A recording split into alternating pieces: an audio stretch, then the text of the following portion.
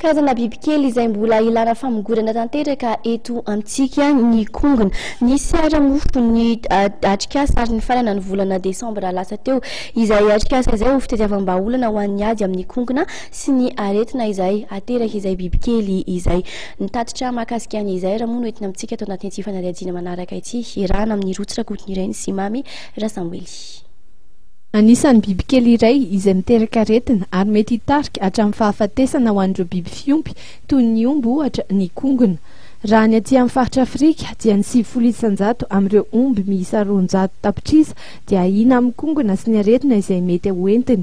Anisan'ny sakana voalohany amin'ny fiompiana ny omby indrindra nefa ny kongona ary mety ho betsaka ny biby matiny raha tsy misy ny fitsaboana izany. Ny kongona dia mafaty zato isanjato ny omby avy any averana, le nafarana avy any averana ireny milofitaina zany ny kilozy, ary eo amin'ny 5 isanjato ny omby malagasy dia somary matanjaka koa satria izy efa tokontany, fa raha ohatra ka tsy voatsabo kosa ny kongona io dia mahafaty mihitsy ary lasa kely biby tratran'ny kongona. Anisan'ireo tompon'antoka voalohany ary nikarakara tetikasa iray entina hiadiana ny kongona sy ny aretina izay mety aterany eto amin'ny faritra Afrika Atsinanana sy afovoany ny FIFA.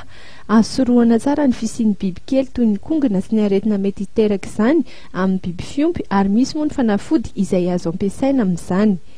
Amin'izao fotoan'izao kosa tonga ny fotoana hoe mampideo ampiarina amin'izay ny voka-pikaroana mba tsy hisy voka-pikaroana matoritory nefa tsy mandray ataontsika hoe tsy afandraisana anjara amin'ny famarifapirenena.